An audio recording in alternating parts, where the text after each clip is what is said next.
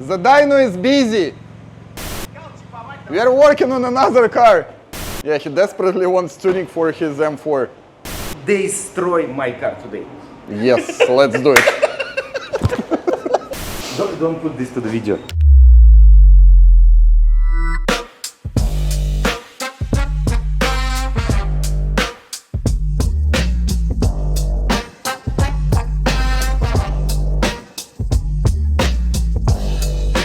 Okay, so today we start work with Porsche 992 Turbo S. The car from the factory makes 650 horsepower and 800 Newton meters of torque. And we have already worked with this car before. The client came to us for a few adjustments. As you can see, the car has full Brabus body kit and Brabus exhaust, but still it's extremely quiet. It's quiet for a reason. The car is European spec, and it has downpipes that have both the catalytic converters and OPF filters. So it makes the car really quiet, as you all know. We'll show it in just a few minutes. So when the client came, he asked what can be done to have a bit more sound. And initially he didn't want to do any tuning, so we suggested to do adjustments to the ECU to open up the flaps in sport mode, because from the factory the flaps live a life of their own, and depending on the load, on the RPM, they open up or close in a very complex manner. So even when the top is down, if you're going in comfort mode or sport mode, it all affects how the flaps open. So even if you go sport, roof closed, still the flaps are closed up to a certain RPM and a certain load level, and it makes the exhaust very quiet. And you want this car to run a bit louder to give you more emotions. So with our tune, last time when the guy came, we made adjustments. So in sport mode, the flaps open 100%.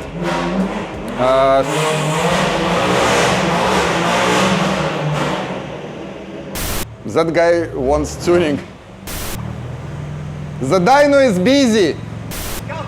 We are working on another car. Now. Get in line. He desperately wants tuning for his M4. Destroy my car today. Yes, let's do it. Don't put this to the video. Давай, вставляй. Вот ты, блин, боишься. Ты будь уверен. Плохо, то ты как бы и не... Давайте какие-нибудь красивые. And let's continue.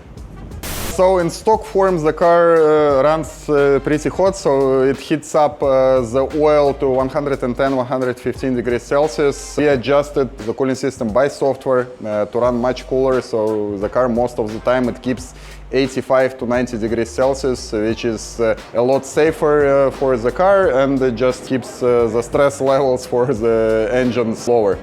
So now we will be doing a baseline dyno run to check the stock numbers. As I said before, it should be around 650 horsepower and 800 Newton meters of torque, as claimed by the factory.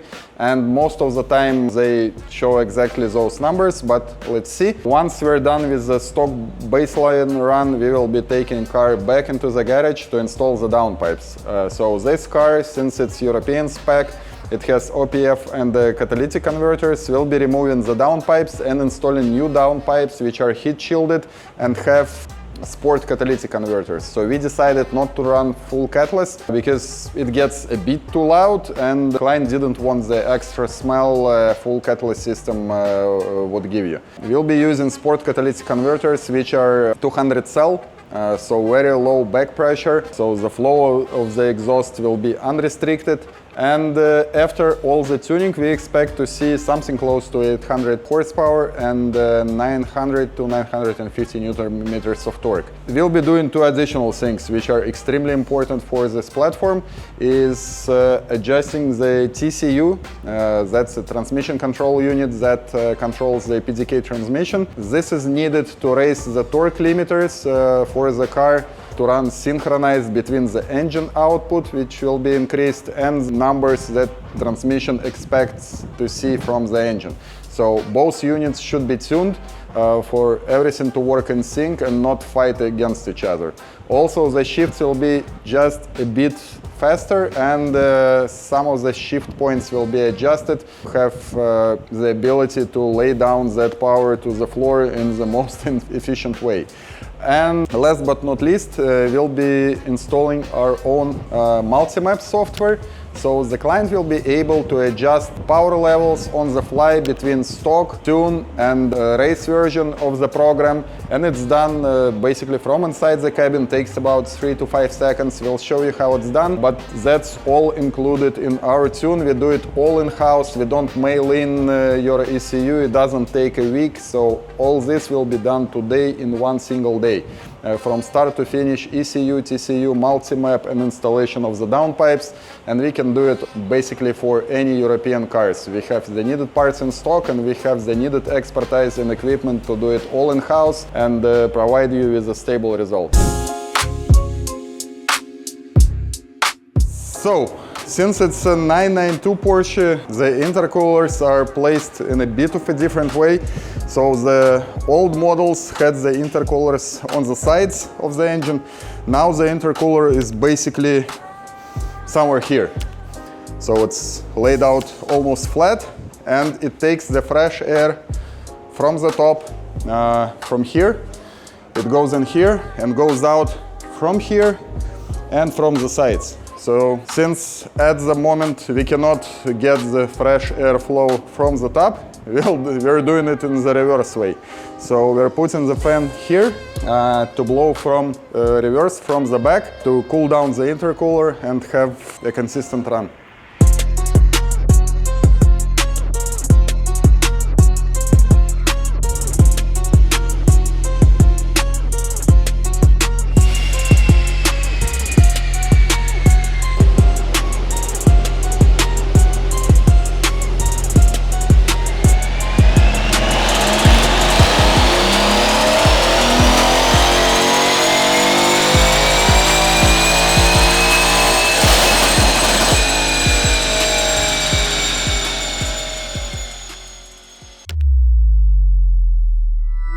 Okay, so we have just completed the runs. To run this car on the dyno, we need to put it into special dyno mode, so all the assistants would not interfere in the measurement.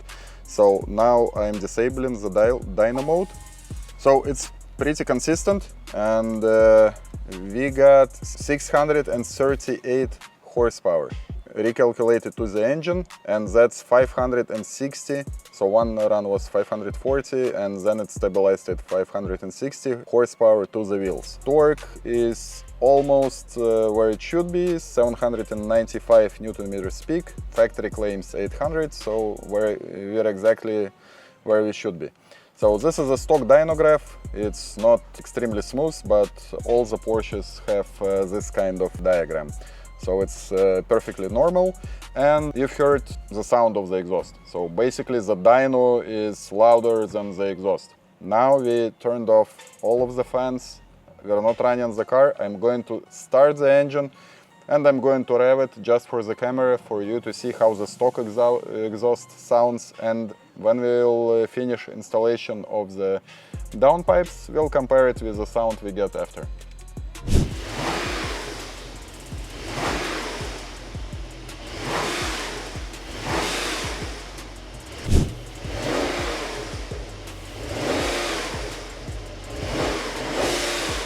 Okay, so we were done with base dyno measurements. As we expected, the power is close to factory. We got 638 horsepower from the engine, 800 Newton meters of torque, just as factory claims. The dyno graph, as you've seen, it's not fully consistent, so it has those small jumps, but any Porsche you try to run on the dyno, it has this kind of dyno graph. You can turn on smoothing and it will look really nice, but we want to see the real numbers and the real data. In terms of sound, you heard it yourself, like this car makes no sound.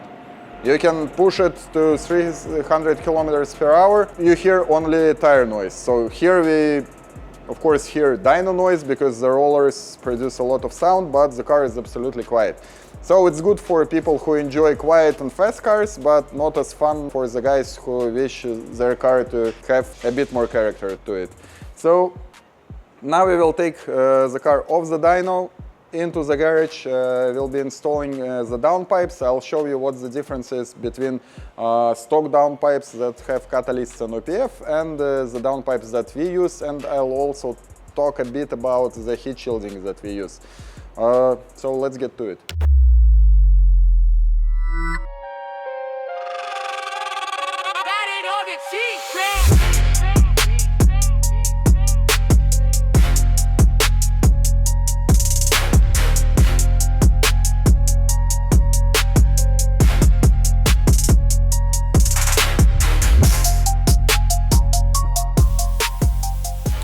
Okay, so we already have the PDK control unit removed, so the TCU is opened and I have it all wired up and connected to the programmer device.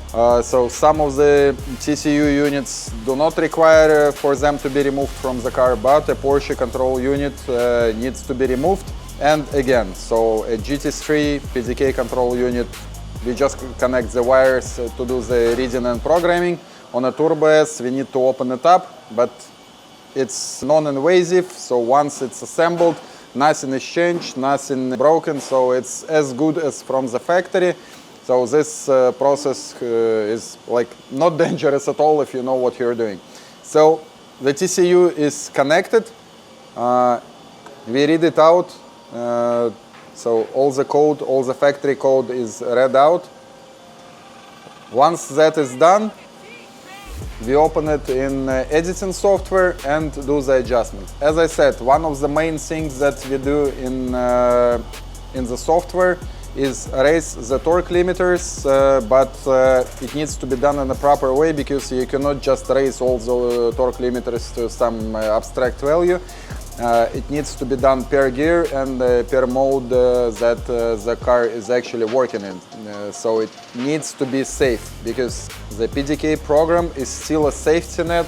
So if something is happening with the engine, if the output is too high for some reason or something is happening that shouldn't be happening, so this control unit is still a safety net. So it needs to be a proper program, it needs to make sense.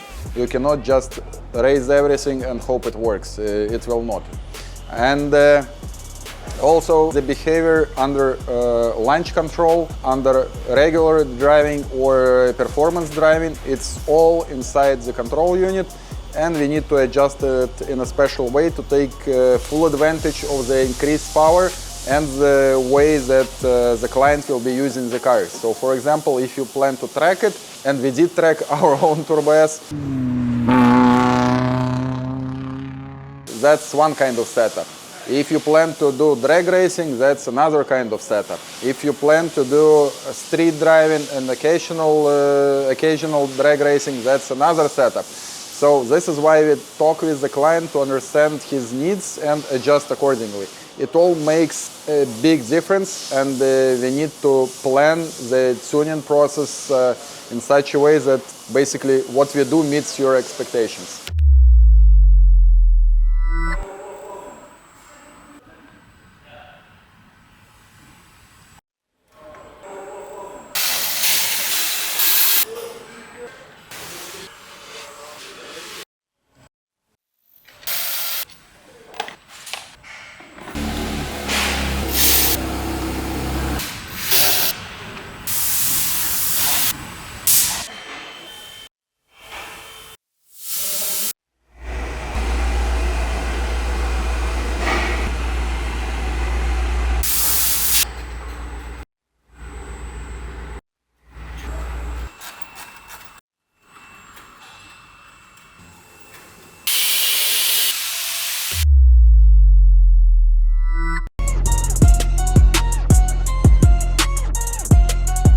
Get the guys, if needed, remove the straps. If you can assemble it on the dyno, do it here, so we don't lose any time.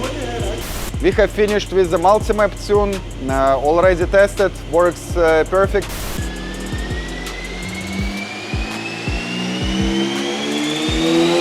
Idea was to make a safe, reliable tune for this car to be used as a daily, to have the ability to have a bit more power when you want to race.